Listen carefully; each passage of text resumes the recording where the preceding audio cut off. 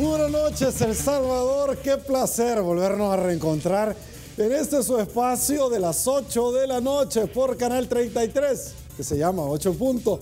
Soy Sergio Méndez, su anfitrión. Esta noche estamos con tres damas, señoronas de larga data, señores, y es que tienen una experticia tal que, por supuesto, usted desea escuchar el análisis de ella con relación a los temas coyunturales que vive nuestro país. El presidente de la República, Salvador Sánchez Serén, veta nuevamente la iniciativa por segunda vez de la simplificación aduanal, algo que han estado no pidiendo los transportistas en nuestro país, no las personas que hacen uso precisamente de esta herramienta, no lo han estado pidiendo, lo han estado exigiendo a gritos para de una u otra forma dinamizar la economía de nuestro país.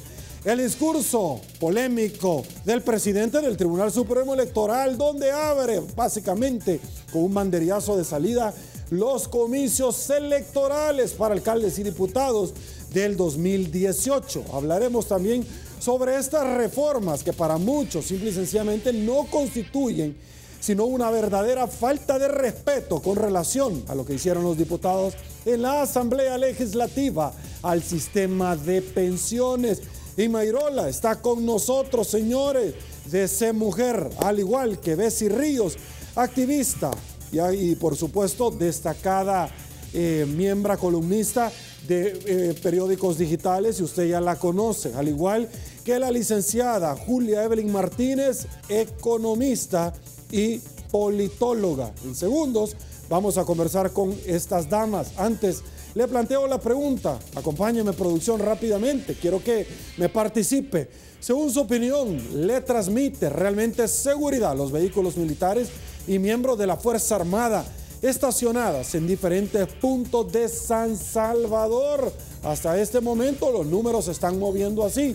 Un 23% dice que sí, que le da seguridad. Un 21% que no se siente seguridad.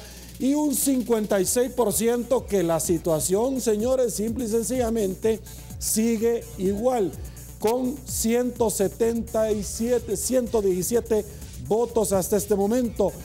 Con tu esfuerzo, El Salvador, con tu ingenio, con tu fe, tú puedes hacer grande a El Salvador. El primer segmento de la entrevista 8 en punto, noche tras noche, es gracias a la fina cortesía de Banco Agrícola. Y bueno, señores, queremos compartir antes de iniciar, lamentablemente, dando el pésame al inicio de esta emisión con información lamentable que usted ya ha conocido por medio de las diferentes emisiones de Teleprensa. Y es que la madrugada de este día se confirmó el sensible fallecimiento del expresidente de la República, el doctor Armando Calderón Sol, exmandatario quien murió aproximadamente a las 12:30 en un nosocomio de la ciudad de Houston, donde había sido tratado por mucho tiempo para recibir precisamente tratamiento contra el cáncer que éste estaba padeciendo.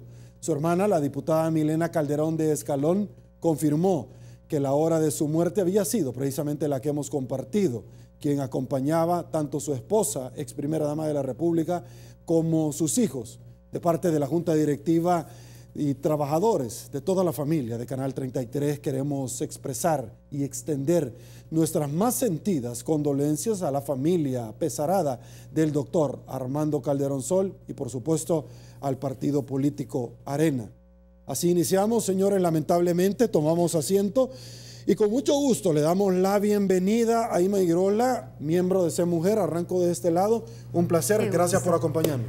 Gracias a ti, Sergio, es un gusto estar acá y un saludo desde C Mujer también.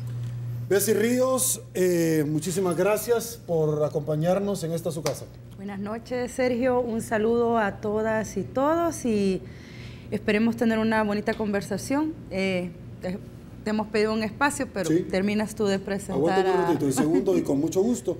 Licenciada Julia Evelyn Martínez, destacada economista. Inma, con su permiso, le doy la bienvenida. Bueno, muchas gracias. Sí, gracias por presentarme ahora correctamente, porque me dijo economista y politóloga. Sí, y yo eso de politóloga, a mí no me gusta andar asumiendo títulos que no me he ganado. No me vaya a pasar como al presidente, el expresidente Funes, vea que tanto que le dijeron licenciado, licenciada, que ya se la creía. Se lo terminó creyendo. diciendo. No vaya a ser que diciéndome politóloga después me la termine creyendo. Pero tiene licencia de conducir, él por eso le decía licenciada. Fíjese que se la terminó creyendo tanto que hasta descalificaba a doctores después, a abogados, a todo. Gracias. Por favor. Debo de hacer una aclaración. Cuando nos vayamos a pausa, pero que terminemos, porque aquí no hay pausa, se encarga usted de establecérselo al productor, porque aquí lo tengo en mi notas. Usted me pidió, por favor, sí, nosotros, bueno, lo pedimos, sí, las también, tres. Muchas gracias. Queremos comunicarle a la sociedad salvadoreña que falleció Beatriz. Beatriz fue conocida como la chica que inició un proceso de amparo para poder interrumpir su embarazo por padecimiento de lupus. Ya sabemos cómo terminó esto. Era un bebé anencefálico que tenía la expectativa de vida de 2 horas luego de estar fuera del vientre materno. Este día ella fue enterrada, tuvo un accidente de tránsito la semana pasada, el día miércoles. Fue ingresada, se cayó de una motocicleta que le había, a un amigo que le daba ride para venir hacia San Salvador para su control de lupus. Se cayó de la motocicleta, tuvo golpes por su condición de lupus, pues esto le complica su recuperación. Es ingresada al hospital de Jiquilisco. Ustedes recordarán que el día jueves, por las lluvias, el hospital se inundó y ella es de las pacientes que es trasladada a Usulután. Estando ahí, pues es dada de alta el día viernes, porque aparentemente los médicos la vieron bien, y reingresa por la noche y se le complica una infección que adquiere dentro del hospital de Usulután. Es trasladada a San Miguel, donde finalmente fallece el día de ayer y hoy fue enterrada. Personalmente es doloroso para mí esta muerte. Es una mujer que ha luchado, es una mujer con símbolos para nosotras, porque la pobreza sigue teniendo rostro de mujer y el Estado salvadoreño le volvió a fallar a otra mujer. La dejó sola, le dio de alta y terminó falleciendo. El movimiento de mujeres, la colectiva feminista le ha estado apoyando. Esto es importante y queríamos aclararlo porque se están esparciendo noticias que no son ciertas. Bueno, yo quisiera solamente una reflexión breve, ojalá no vaya a caer mal de lo usual, ¿verdad? Y es qué paradojas, qué grandes contradicciones en nuestro país, ¿verdad? Sí, y yo creo que la vida, y sobre todo las personas que tanto que defienden la vida o se rasgan las vestiduras por la vida, yo creo que hay que recordar que todas las vidas importan, todas las vidas deben ser lloradas, todas las vidas son grandes pérdidas para el país, y ya sea que sea un expresidente, ¿verdad?, y que va a recibir honores de Estado, a pesar de que él fue el que privatizó las pensiones y que él quería convertir a El Salvador en una gran maquila. Pero bueno, la historia lo va a juzgar, ¿verdad? Que en paz descanse, porque la historia lo va a juzgar, esperemos que sí.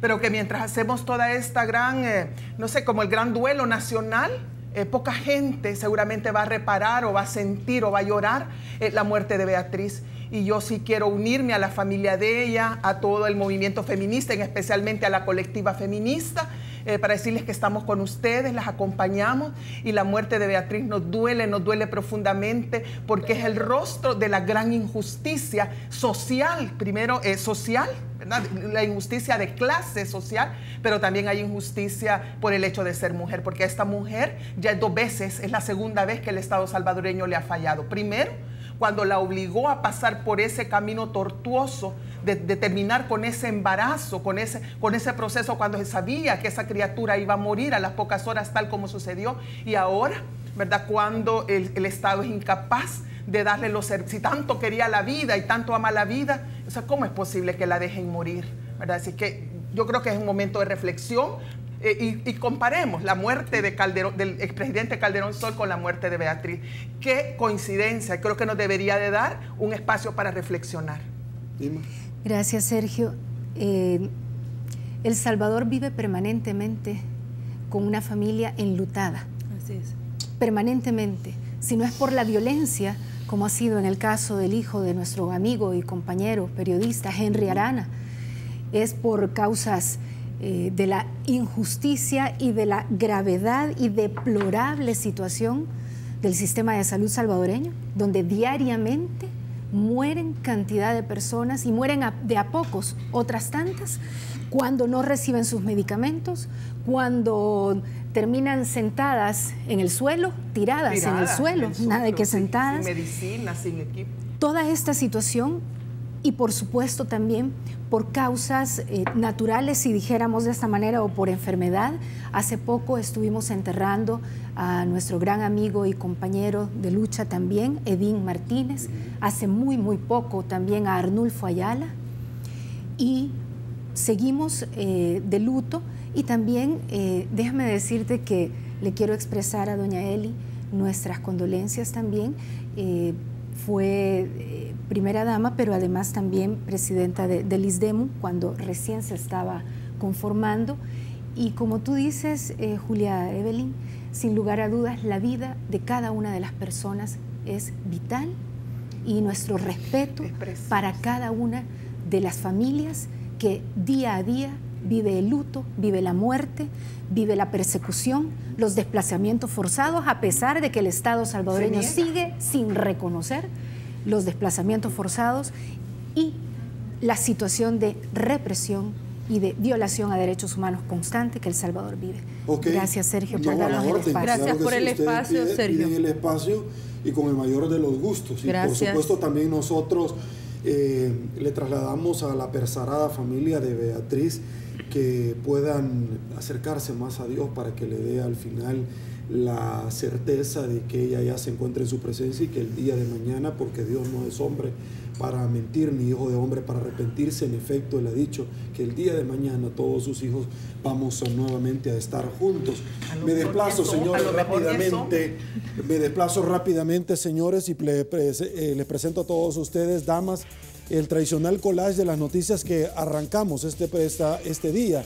Dedican sorteo de la Lotería Nacional de Beneficencia a Teleprensa. Doña Darlene Mesa, presidenta de Canal 33, lo recibe, y por supuesto todos estuvimos ahí. Fallece expresidente Armando Calderón Sol, como ya lo mencionábamos. Policía filtraron a MS-13 información de Operación Jaque. Un fallecido al ametrallar taxi en el Carmen, en la jurisdicción de San Marcos. El gobierno da nueva versión sobre ingreso de camioneta al penal. Uy, señores. Vehículos militares en San Salvador dan confianza a la población, dice el señor Munguía Payés. Director de la Policía Nacional Civil, pandillas van a coquetear con políticos de cara a las elecciones, lo dijo Howard Cotto. Tribunal de Ética del FMLN declara culpable al señor Bukele, no lo expulsa pero lo inhabilita, es decir, ya no va a poder correr nuevamente por otro cargo. El padre Tojeire, el FMLN se asusta con un liderazgo como el de Bukele. Calificadoras dicen que el país aún necesita un pacto fiscal. Y con esta nos incorporamos. Arranco con usted, licenciada Julia Evelyn Martínez, porque vamos a hablar de pensiones.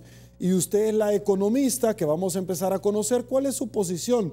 Y luego le preguntamos a las otras dos damas. Licenciada, se esperaba muchísimo. Había un discurso hace mucho tiempo que decían, y la montaña terminó pariendo un ratón. Es decir, dicho en el caló popular, no pasaron de llamarada de tusa, donde solamente es una humazón y no agarra fuego. Realmente pasamos tanto tiempo para escuchar los berrinches de los políticos, licenciada, para estas reformas que se pudieron haber hecho sin los votos, reformas a un sistema ya establecido y no todo el cuerpo colegiado legal que pretendían. Realmente perdimos millones, todos los pensionados el día de mañana para esto. Por favor, voy con usted. Sí, yo lo he calificado en otra oportunidad, esta reforma. Sí, me gusta mucho la imagen que está, la figura que está usando de la montaña que terminó pariendo un ratón.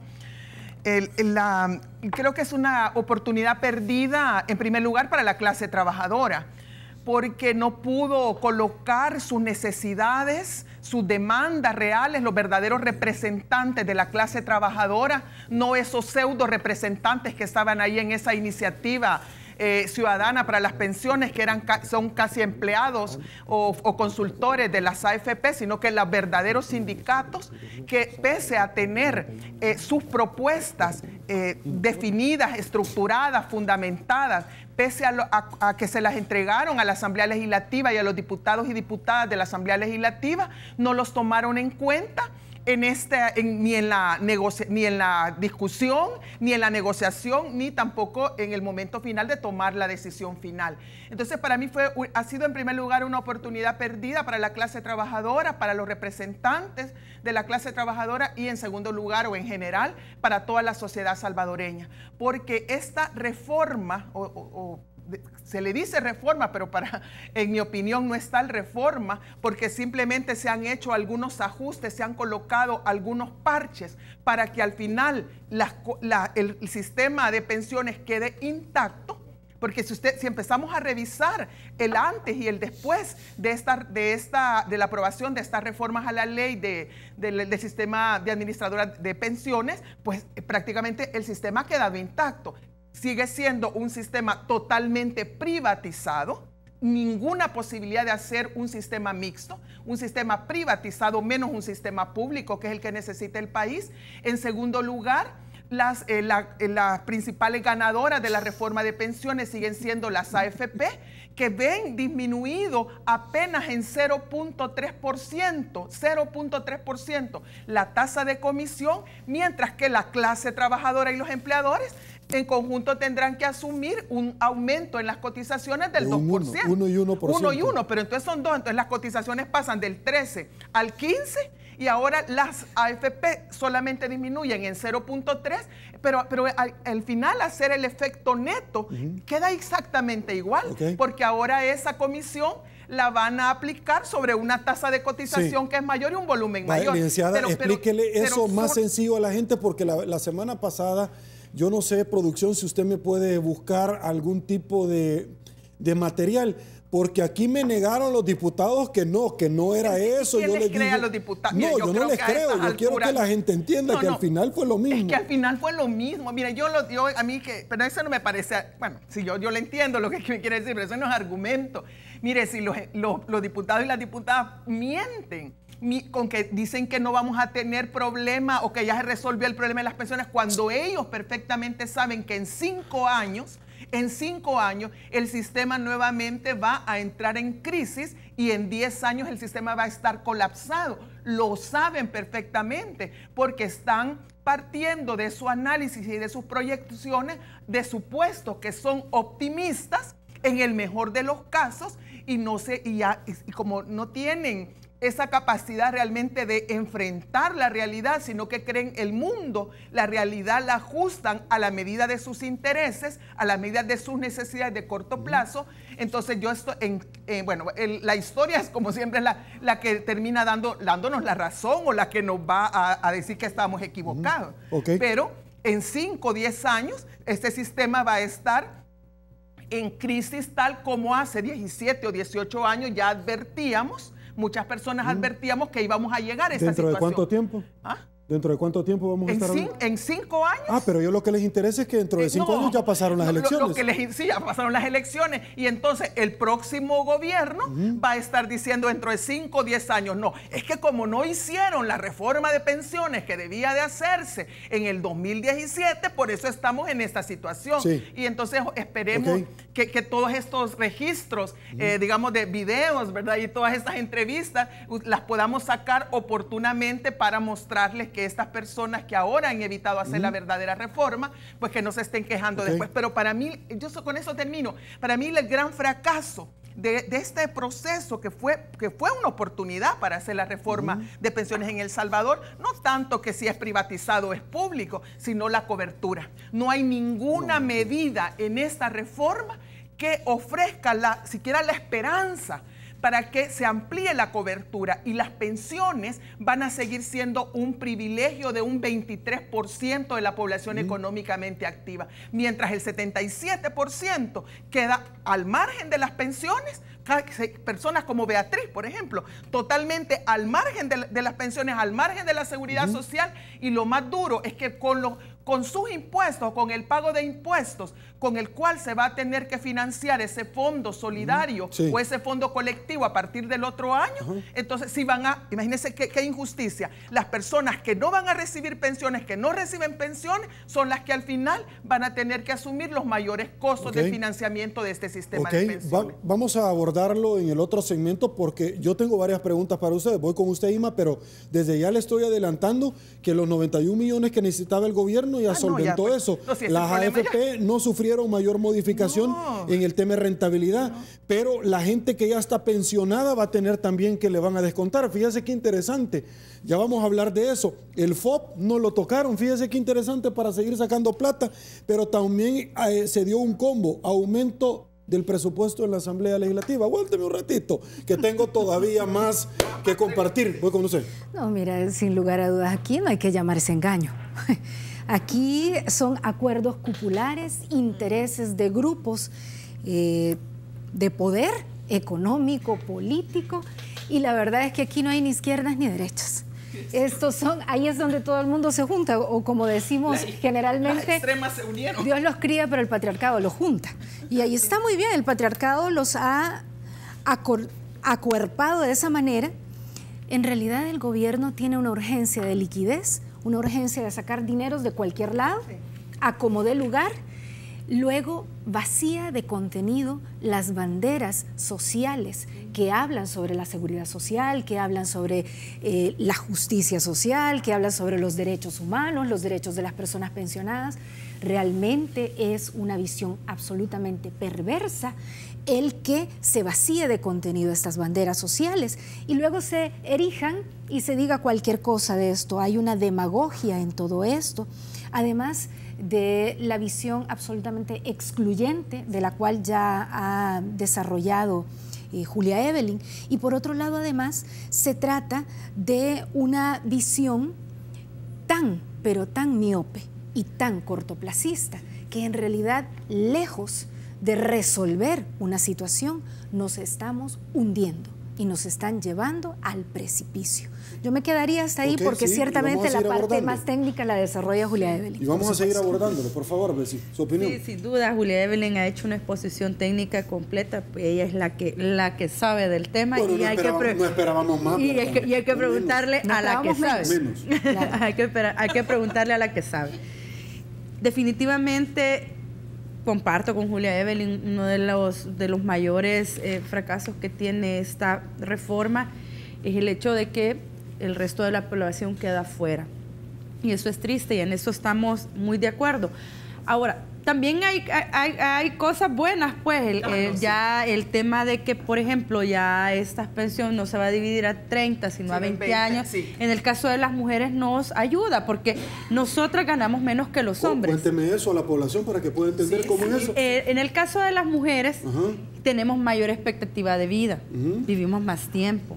Entonces, cuando te dividen tu tiempo trabajado, aparte que nos pagan menos, te dividen tu tiempo trabajado por 30 años. Es decir, los hombres nos morimos primero.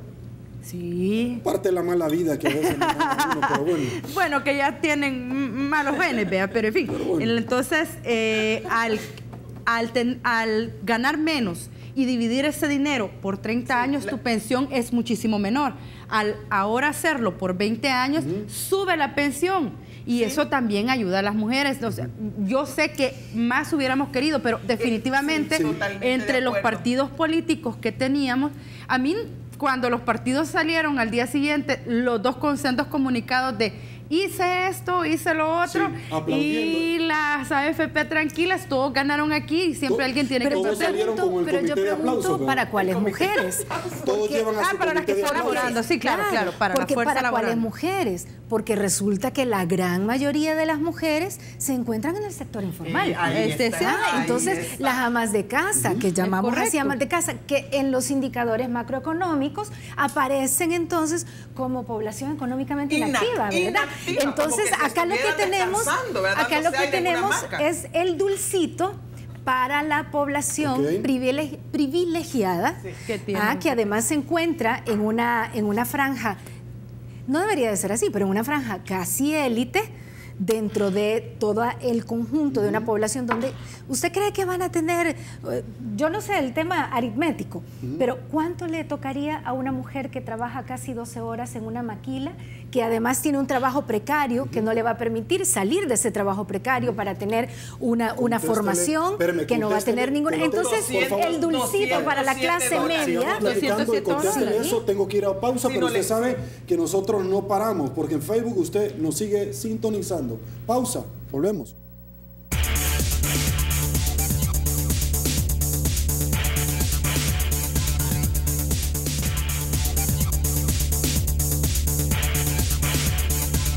Estamos de regreso, mil gracias El Salvador. Voy con usted. Paralelamente se aprobó el presupuesto de la Asamblea Legislativa con un aumento, pese a que la sala ya les había dicho que no. Pero algo que yo quiero poner sobre la mesa, porque a mí me llama muchísimo la atención como abogado, y es que debe de haber certeza y seguridad jurídica. Y es que vea qué interesante el tema. Mucho se ha cuestionado las pensiones VIP. Aquellas pensiones que han arribado a $6,000, $7,000. Entonces, cuando se les preguntaba a los diputados, viera qué interesante, mire, ¿y estas pensiones por qué no las regularon? No se puede, por certeza y seguridad jurídica. Y entonces yo le compro la idea porque soy abogado. El tema es que hay gente que se va a pensionar y que aspira por todos los trabajos que han tenido, porque han tenido 2 o 3 trabajos al mismo tiempo, porque han hecho aportaciones especiales, de tener una pensión, pero le ponen un techo de $2,000 únicamente, y lo que le iban a pagar. Si esto no se llama confiscación, explíquenme ustedes cómo se llama esto, porque para un lado sí hay certeza jurídica, pero para el otro no. No, perdón. Voy con usted, permítame que ya conversó. Mira, yo quizás aquí voy a hablar más como ciudadana, porque yo me pregunto, bueno, trabajo toda mi vida. Me levanto a cualquier hora a comenzar desde la madrugada, a veces no dormimos, a veces no tenemos vacaciones, no tenemos fines de semana. No obstante, y a pesar de estar aportándole al Estado, el Estado y la empresa privada, vamos a decirlo así, ni me rinden cuentas, ni me piden permiso para mi dinero, ni me dicen, mire señora, tanto va para esto y aquí está, mire, aquí está, este es el producto. Dígame si no, cuando una cooperante le da a una ONG, le pregunta hasta dónde está el último céntimo, hasta el último céntimo, y está muy bien. Yo no estoy reclamando, está muy bien, pero le preguntamos al Estado, le preguntamos a la empresa privada, a la AFP, ¿qué pasa con mi dinero, el de mi trabajo, el del seguro social? Yo quiero disponer de mi dinero del seguro social. No, tampoco se puede. Quiero disponer que el seguro social también pueda significar el subsidio para las personas o el subsidio para los ricos y las ricas y los nuevos ricos y las nuevas ricas en nuestro país. Entonces, el problema es que aquí hay un nivel de corrupción que va mucho más allá de que si se trata del Estado, se trata de mixto o se trata de la empresa privada. El problema es que nadie quiere rendir cuentas, todo el mundo quiere echar mano de dineros ajenos y lo estamos viendo cada día. Y el presupuesto... no lo cuestionen porque se enojan. No, por favor. Y además, el presupuesto general de la nación, mira tú para dónde va. Una ejecución presupuestaria que a veces ni siquiera llega al 50%. ¿A dónde va ese dinero? Nos rinden cuentas de qué pasó con ese dinero, que no se devolvió, no se devolvió, claro. ¿Qué pasa con todo ese otro dinero que se toman de los impuestos? ¿Qué pasa con el dinero de los nuevos impuestos, de los otros indirectos? ¿Qué pasa ahora con el tema de las pensiones, con los préstamos? Entonces, de repente hay tanto, pero tanto dinero que una dice, ¿y a dónde está ese dinero? Porque le pasó a Beatriz para tener nombre y apellido, pero le pasa a 20,000 personas acá semanalmente en el país que son tiradas a la calle prácticamente y ahí le dicen, mira, y vaya a ver si compra porque aquí lo único que le podemos recetar es ibuprofeno y además en unos papelitos que dice Seguro Social. Y yo me pregunto, la Dirección Nacional de Medicamentos, ¿cómo le da control de calidad? Porque yo le tengo más fe no es la palabra, pero más seguridad, más confianza a una marca reconocida que a una cosa que del Seguro Social que por Dios que está además absolutamente deplorable. ¿Sabes? De las cosas, para ir concatenando los temas. Claro. A mí me preocupa, por ejemplo, que tengamos desabastecidos los centros, los nosocomios, los centros médicos, por los atrasos que hay en aduana. Que bueno, estaba la simplificación aduanal. Se quita la simplificación, se hacen unas capturas la semana pasada, los empleados se ponen nerviosos, empiezan a hacer mayor registro y empiezan a atrasar los furgones. Estos furgones vienen con medicamentos para el Ministerio de Salud y el Seguro Social, con timing, con tiempo, porque si no los lleva usted en la fecha que corresponde, le van a cobrar una multa. Le ponen la multa por más que usted explique que están en aduana. Y además el Estado le va a pagar 10 meses después. Y no me refiero a las grandes corporaciones porque a ellas estas son cosas que no les hacen daño. Es a las empresas pequeñas de 20, 30 empleados, 15, que los tenés 10 meses que no les pagás. Viene el producto, se detiene en aduana, se tardan con las fechas.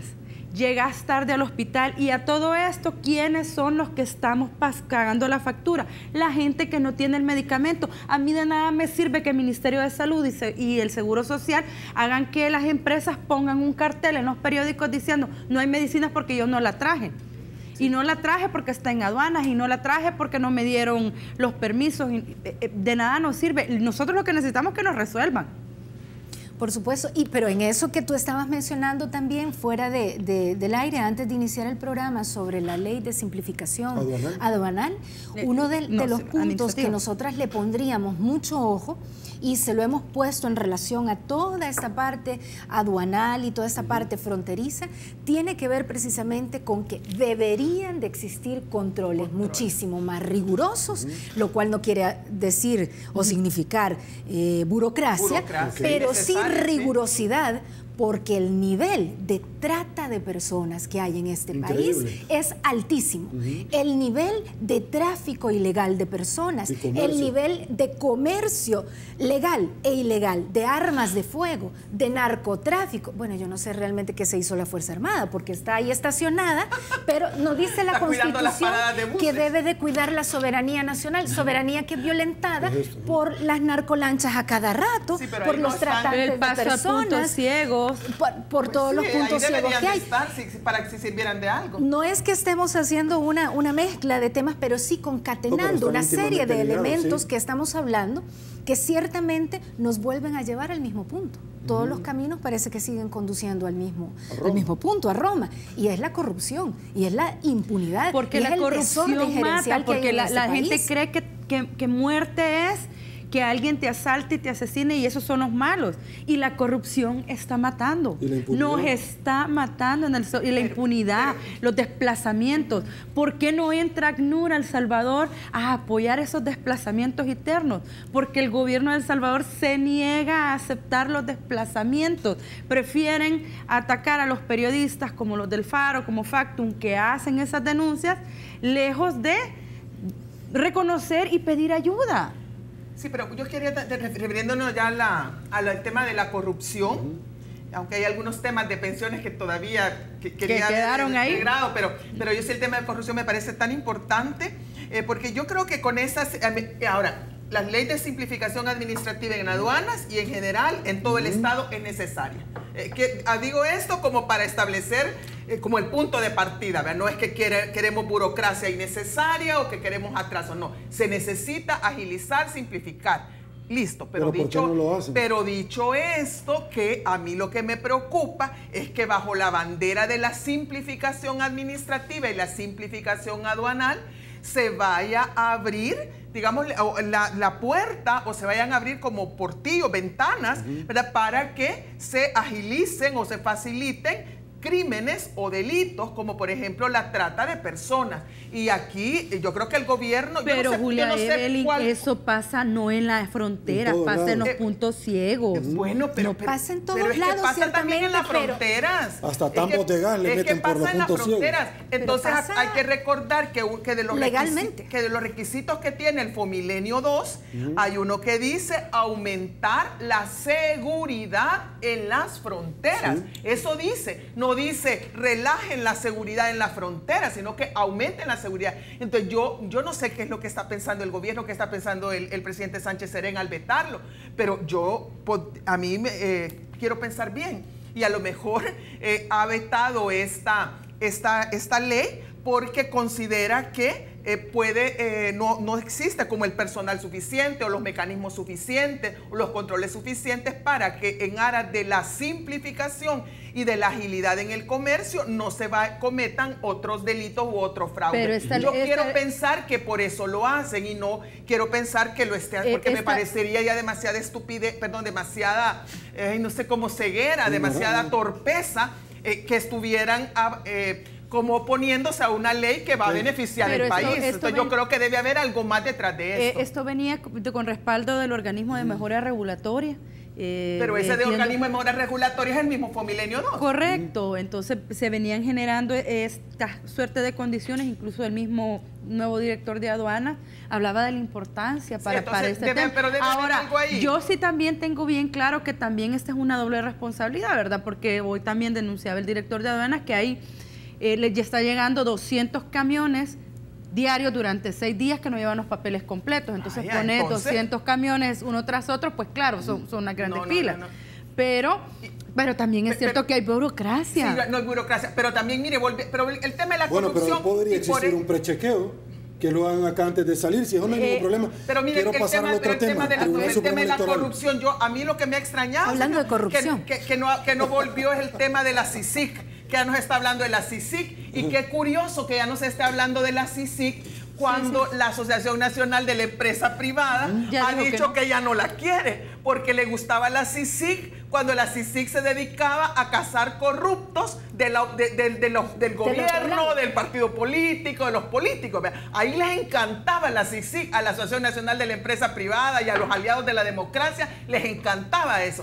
Pero en cuanto vieron la CICIG lo que hizo en Guatemala y que se dieron cuenta que detrás de los corruptos hay corruptores y que los corruptores están vinculados al gran capital, no son micro, pequeños o medianos empresarios, sino que son grandes empresarios los que están detrás del financiamiento ilegal de los partidos políticos. Y Guatemala ha demostrado. Y lo ha demostrado, pues sí, pero ahora la ANEP, el 9 de septiembre, en una conferencia... ahora el gobierno le hace caso a la ANEP. No, pero yo lo que te estoy diciendo es que qué hipocresía. La CICIG nos gusta mientras va a ir contra nuestros enemigos políticos. Pero ya cuando nos va a tocar los intereses empresariales, gremiales, mejor hay que fortalecer a la fiscalía. Eso se llama hipocresía. Y por eso me extraña que ya no estén hablando de la CICIG. Y usted me imagino que ya nos iba a preguntar sobre eso. Porque siempre me lo pregunta. De hecho, yo lo he abordado. Irma quiere hablar. Porque lo que tratamos es que el tema no se termine enfriando.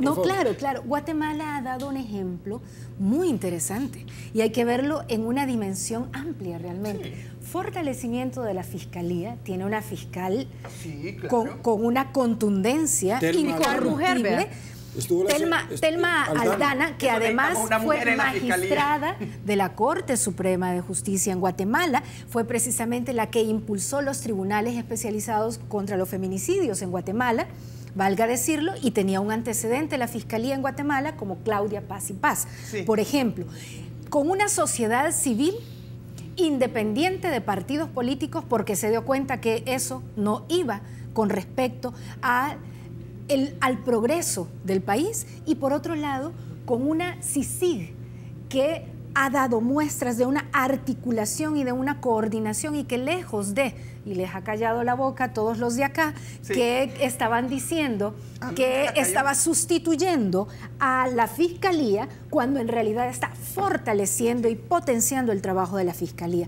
Y hablando de la Fiscalía nuevamente, en El Salvador, realmente hay una necesidad de fortalecerla, ya decíamos, no solo con presupuestos, sino técnicamente, pero además dejar de estar persiguiendo al fiscal general, a la fiscalía como institucionalidad, como parte de la institucionalidad, que no la dejan trabajar ni tampoco en la sala de lo constitucional, y que ya sabemos qué hambre le llevan a la sala de lo constitucional. Estas dos instituciones, usted se refería a los próximos comicios electorales y fortalecer a la fiscalía, porque están los fiscales electorales, pero también hablaba usted de la sala de lo constitucional. Bueno, y es que en los dos aspectos va el siguiente tema.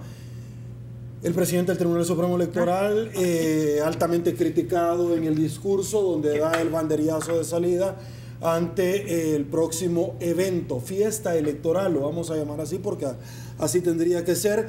Arremete a la Sala de lo Constitucional y por supuesto no se hicieron esperar las críticas.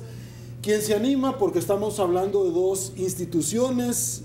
Mira, yo creo que las tres nos animamos. De aquí para allá, qué pena, qué pena. De aquí para allá vienen varios discursos que va a dar el organismo colegiado, porque empecemos por ahí.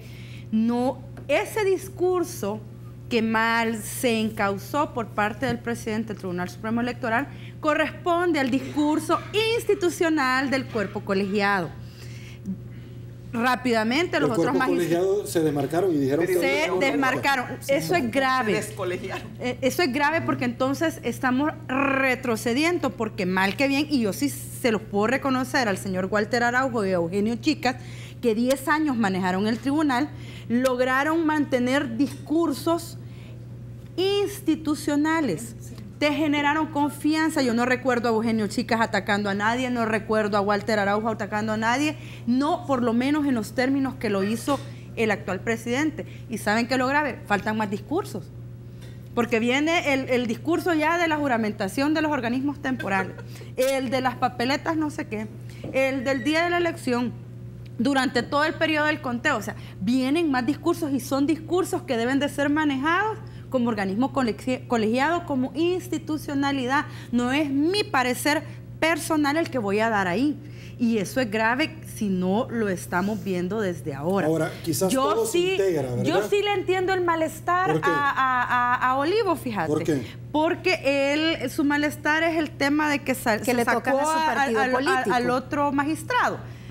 Y él ha mencionado, y digamos que le voy a dejar el punto, se lo cedo el punto. ¿Por qué no se detiene la propaganda anticipada del partido de derecha, específicamente del señor Callejas, Javier Simán? Ahora anda el señor López Davidson con propaganda clara, ¿verdad? Claro, de lo que están haciendo. ¿Y por qué no habla el tribunal? ¿Será porque están en desventaja? Lo dejo así porque no te puedo dar la certeza que es precisamente porque falta ese magistrado, sí, pero te genera la duda. Sí. Mira, el discurso del presidente de todos los partidos, porque muchos partidos políticos vemos vallas nosotros, entonces son todos, no solamente son ellos. Mira, es decir, y al final, ¿y entonces qué está cambiando? Pues no, mira, el discurso del presidente del Tribunal Supremo Electoral, Julio Olivo, es no más que un síntoma del grave deterioro de la institucionalidad en materia electoral en nuestro país. Grave deterioro, porque más allá del discurso, es nefasto que siendo el Tribunal Supremo Electoral, aún teniendo tanto funciones jurisdiccionales como funciones administrativas, pero las funciones jurisdiccionales no pueden estar en manos de elementos partidarios. Y lo que Julio Olivo, como presidente del Tribunal Supremo Electoral, y no es nada personal hacia él, pero él es el que está ahí, podría haber sido Sergio Méndez, e igual diría Sergio Méndez. Sí, no, es que es así, es que no es un tema personal. Aquí le reclaman a uno cuando uno hace un análisis. Pero es un tema de la investidura que tú tienes como funcionario o como funcionaria. Y es deplorable esta situación en la que nos encontramos en El Salvador, porque más allá de los discursos, lo preocupante es que en qué nos puede dar certeza jurídica un Tribunal Supremo Electoral manejado de esta manera, porque tampoco es confianza que todo el mundo se desmarque. ¿Pero por qué lo dejaron? Es que si yo hubiese estado ahí, si aquí estuviésemos las tres en el Tribunal Supremo Electoral y Sergio hubiese dado un discurso similar, pues primero que nos levantamos. Pero antes de eso, desde antes le hubiéramos dicho, a ver, ¿cuál es el discurso del ente colegiado? Porque no es que tú te lo vas a inventar en tu asesor en la cúpula del FMLN o en la cúpula de OEN. Siento que eso se hacía antes con Eugenio y Walter, porque es el discurso le está del colegiado. Diciendo a todos aquellos políticos que se molestan bajo el rigor periodístico, particularmente de su servidor, es que aquí lo que se señala son las acciones, pero no los actores. Pero si los actores pero son los actores los que están. Entonces agarren lo que les corresponde. Tienen que agarrar lo que les corresponde, pero sobre este punto, porque si no les gusta el humo, sálganse de la cocina. Pero mire, sabe que ha tenido al final algo positivo digamos, el triste discurso, digamos, esa triste situación. Pues yo para mí la expresión es, qué pena con ese señor, cómo se le ocurre dar ese discurso hablando en nombre de todo del organismo colegiado. Sí, porque él lo puede decir a nivel, es como lo otro que quiere, lo que dijo de que quiere cantar el himno nacional con la mano izquierda. Con la mano izquierda, pues. Mira, y se le olvida que funcionarios que tienen que respetar la Constitución. Pero ¿qué es lo positivo que tiene eso? ¿Qué es lo positivo? Que, bueno, entonces evidencia que se tiene razón cuando se insiste en que este tipo de instituciones no deben de estar bajo control partidario. Correcto. Y debe de asegurarse la independencia partidaria, porque él, en lugar de mostrar de que se puede ser de un partido político, tener ideas como de partido, pues de sectores, incluso de facciones dentro de ese partido, que se puede tener un rol de independencia, de autonomía y de capacidad, y eso lo hubiera mostrado, pero en cambio él lo que hizo fue reafirmar la inconveniencia de que partidos políticos o personas con identidades partidarias o con preferencias partidarias estén al frente, porque al final eso es lo que muestran. Entonces yo creo que, y bueno, eso, digamos, lo positivo que trae, ¿verdad? Que da más argumentos en favor de la independencia de estas instituciones. Lo negativo es que frente a la población que no quiere votar, que no cree en los partidos políticos, que no cree en las instituciones y que quiere decir que se vayan todos, que eso es lo que al final a eso van a llegar, que también los ha desmotivado más frente a un proceso electoral. Ok, necesito irme a una pausa, pero usted sigue disfrutando en Facebook la entrevista 8 en punto. Volvemos.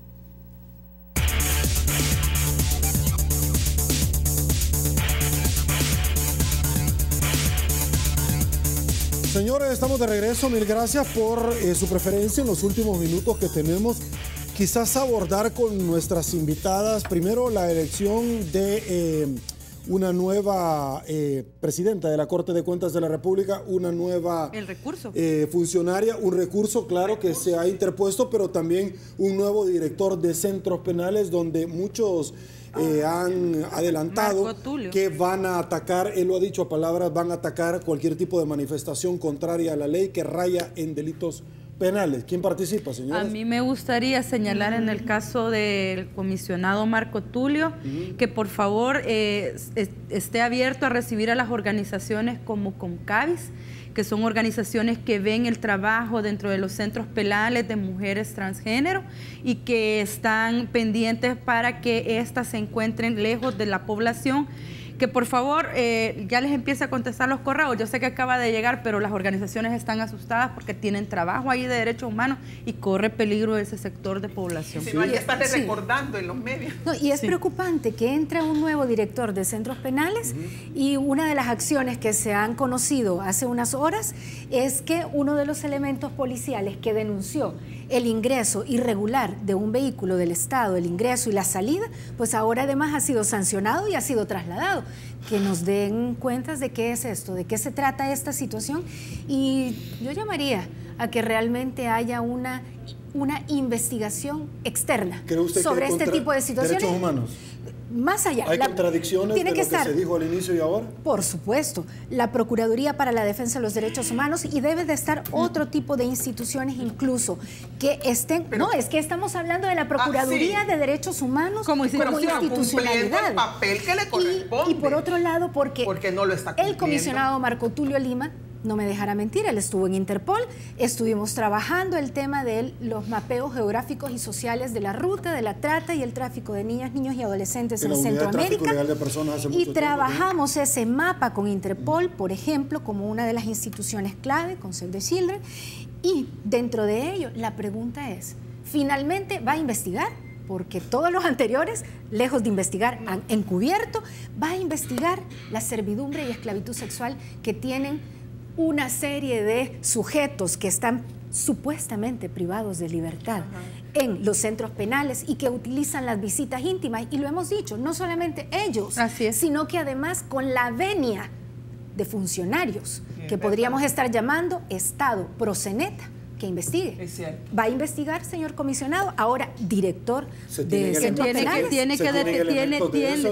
Por supuesto, claro, entran con los videos, entran con sus papás, las niñas. Trata de personas dentro del... Estamos hablando de servidumbre y esclavitud sexual, estamos hablando y vamos a aclararlo para que no haya duda. O sea, no termine en pornofiesta ese ¿verdad? asunto. No, pero es que eso es parte. ¿Cómo es posible que ingresan mujeres de diferentes edades, incluso niñas y adolescentes, bajo el tema de visitas íntimas, cuando usted sabe que usted puede llegar a diferentes comunidades, no solo comunidades, colonias en nuestro país, donde están controladas por estructuras delincuenciales organizadas que terminaron negociando con el mismo gobierno salvadoreño para tener una serie de prerrogativas, dentro de ellas también, que fueran usadas niñas y adolescentes en centros penales. Ajá, claro. Porque hay una investigación. Si no es así, mira, que haya la investigación. ¿La van a hacer?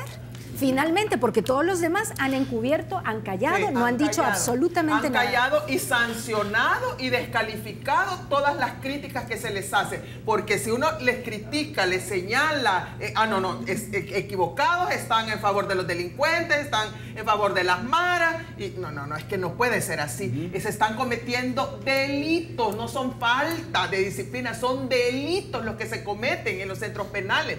Y ojalá que este nuevo director de centros penales está informado y que sabe que eso pasa. Sabe de lo que estamos hablando, porque él sabe de lo que estamos hablando. No es que le van a informar, que va a estudiar el caso. Él sabe de lo que está hablando, que realmente tenga la voluntad política de reformar y de hacer que las cosas se cumplan. Y además también hay que recordar que las personas que están privadas de libertad no están privadas de derechos humanos y nos pueden caer mal, los podemos odiar, queremos la venganza, lo que sea, pero son personas, son seres humanos. Y entonces, y ahí es donde yo aprovecho también para hacer el llamado a la Procuradora de Derechos Humanos para que, por favor, yo sé que quizás todavía tiene tanta agenda muy ocupada, ¿verdad? Con cambiarle el nombre a la Puerta del Diablo y las otras cosas. Yo imagino que está muy ocupada, pero que le haga un espacio a su agenda, uno, para ver la situación de la población transgénero, ¿verdad? Y dos, para ver también el tema de la situación de los derechos humanos de los centros penales. Y como miembro de la mesa LGBT, yo estoy pendiente todavía, señora Procuradora, que nos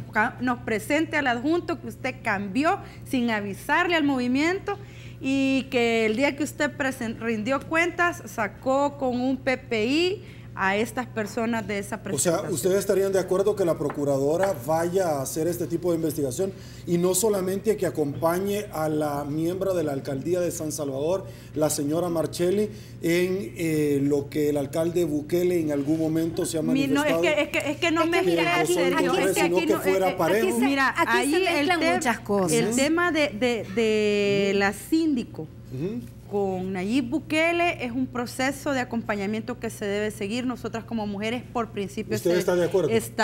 Se acompaña a la víctima, porque la víctima para nosotros es importante, pero también hay que investigar todo el proceso, porque yo en ese audio, vuelvo y repito, escuché otras cosas que me llamaron la atención, como el hecho de que Corte de Cuentas de la República está ayudando a arreglar reparos y dar informes a terceros. Hay que oír el audio completo. Sí, está bien, pero yo le estoy preguntando porque hay un amigo televidente que me dice, ¿y ustedes por qué a la periodista cuando el viceministro le dijo, ¿por qué no la acompañaron ustedes? No, por supuesto que la acompañamos, hemos dado declaraciones. No, ciertamente tampoco voy a decir acá que la hemos acompañado físicamente, pero sí hicimos declaraciones, señalamos y le señalamos a las autoridades, ISDEMU y a la misma APES también, aquí lo dijimos, a todas aquí las instancias, aquí mismo lo hemos dicho, ustedes pueden revisar en el programa anterior. Y es una doble moral, como ahorita hablan del alcalde, pero yo quisiera ver si van a hablar así del ministro, del viceministro. Bueno, y el ministro nunca dijo nada. Y de esa otra denuncia del Woody Allen de Capres también. Y luego, por otro lado, también de otra, porque aquí hay una constante, y esa constante es que cada vez que se habla del acoso sexual por parte de, no solo de funcionarios, sino que incluso de personas en general acá, por ejemplo, esta maestra que fue trasladada, esta es en una de 20,000 casos, maestra que denunció acoso sexual por parte del director de un centro educativo en Usulután, y la Junta de Vigilancia de la Profesión docente del magisterio, facilitó un acuerdo en el que entonces ella retiraba la denuncia, más bien, le retiraba la denuncia el director que la había acusado de maltrato a estudiantes, si ella retiraba la denuncia de acoso sexual. Ministro de Educación, ¿usted va a seguir permitiendo eso? ¿Y por qué sus invitadas no se refieren a los cargos de diferentes familiares que tienen funcionarios públicos de este gobierno? Porque no hemos hablado de ese tema. Sergio, necesitamos una hora en el programa. Mira, claro que sí. ¿Pero por qué no lo han denunciado? Por ejemplo, acá en la vinculación del ministro de Educación, hay vinculación del señor Chicas, hay vinculación de varias personalidades. El presidente de la República, el presidente de la República tiene a los nietos y a las nietas pues en puestos. Los vehículos. Claro que porque sí. Todavía no se han manifestado. No, pero claro que sí, pero yo lo que no entiendo es por qué nos preguntan, porque nos decimos, si nos preguntan, si sale el tema, con gusto lo analizamos, pero no es como empezar a lanzar así como platillos al aire, ¿verdad? Tengo poco tiempo. ¿Qué pero piensan? sí, existe. Yo quiero saber si es cierto un chambre que vi en redes de que te habían maltratado y si es cierto que nos pudieras comentar, ya que estamos hablando de que no se habla, contanos. Con gusto, por respeto a la pregunta que usted está haciendo, Bessie, ciertamente la parte de accionario del canal me ha dejado a mi libre albedrío que yo determine ciertamente bajo una noticia del presidente de la Asamblea Legislativa que llegó a una cancha de fútbol hace 2 viernes atrás. Ciertamente las personas que lo han divulgado es que estuvieron ahí, ¿verdad? Ajá. Y me cuentan ciertamente de que hay una grabación que la van a mostrar en su momento. Yo no he deseado ingresar en este tema porque ciertamente me sentí sumamente ofendido. Me llegó a faltar el respeto con palabras soeces y es algo que yo lo he dejado simple y sencillamente porque mi rigor periodístico, mi análisis son sobre la base de mis conocimientos y creo que el tiempo poco a poco va a ir ubicando a cada uno en el lugar que se merece. Entonces por eso lo hago en respeto a lo que usted me preguntó. Porque yo como lo vi en redes y quería aprovechar de preguntar. Mira, pero hablando de eso, aquí hay una falta de respeto a las defensoras y defensores de derechos humanos en cuenta a periodistas.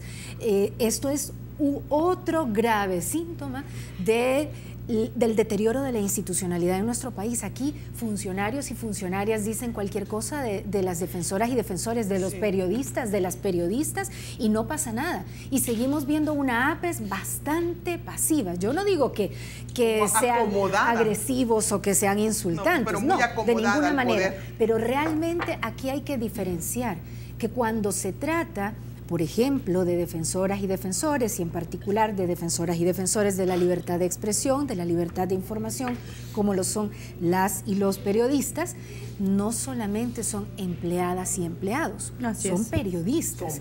Y no queremos llegar a las lamentables situaciones que en Honduras y que en México se ha llegado y que está muy cerquita. Y realmente es delicado, es peligroso.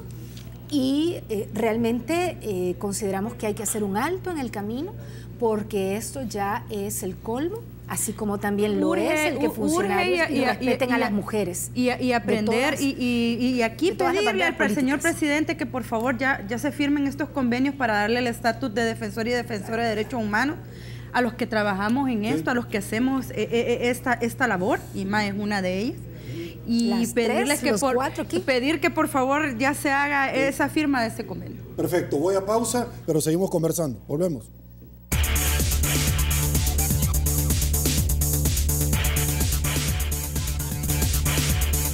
Estamos de regreso, mil gracias El Salvador, una entrevista con estas señoronas que vamos a pedir 2 horas para que nos regalen. Bessie Ríos, como siempre, es un placer. Gracias. Un placer, Sergio, muchas gracias. Un saludo a Müller, Kiko Bajairo, que están ahí en redes sociales hablando, y Juan Casura también. Perfecto. Inma Girola, muchísimas gracias. Sergio, un placer. Muchas gracias. Gracias de verdad, un saludo desde esa mujer. Más seguido, si ustedes me lo permiten. Por favor, claro que sí. El tema es que hay tantos temas y tantos actores, pero ciertamente pero nosotros podemos hablar de muchos temas. Yo lo sé, licenciada Julia Evelyn Martínez. Muchísimas gracias. Entonces, ¿usted puede hablar de varios temas? Sí, de muchos. Entonces, si es politóloga. No. Es que la persona licenciada... Búsqueme la definición, por favor. Eso se llama que al principio me quiso... Todóloga. Pero puede hablar de varias cosas, ¿o no? Sí, pero eso no significa politólogo. Okay. Yo a la gente de politólogo les tengo mucho respeto. Al final, como digo, la historia termina dándonos la razón. Muchísimas gracias por la invitación. Ha sido un placer y un honor estar con usted en su programa, que está el honor es mío, audiencia. Tenerlas a las 3. Y yo quisiera solo comentarle sobre la pregunta. Yo no tengo tiempo, voy a empezar a pautar con nosotros. Pero yo no me siento segura. Yo tampoco. De ninguna manera. Bajo la pregunta. Le voy a presentar entonces la tabulación de datos. Sí. Quiero saludar rápidamente a Cosavi de RL porque es parte activa de la entrevista 8 en punto y les presento precisamente la tabulación de los datos de la participación ciudadana de esta noche. La pregunta decía así: según su opinión, ¿le transmite realmente seguridad a los vehículos militares y miembros de la Fuerza Armada estacionados en diferentes puntos del Gran San Salvador? Un 19% dice que sí, un 23% que no, un 58% que la situación sigue igual, con carros o sin carros, 299 votos sin haber terminado el 81%. Así es, estamos en tiempo real. Señores, Olimpia 33 Todo Deporte se viene a continuación. Soy Sergio Méndez, así están las cosas hoy por hoy en nuestro país. Si le gustó la entrevista, comente la mañana. Hasta mañana, que descanse y una vez más que el Señor nos bendiga a todos.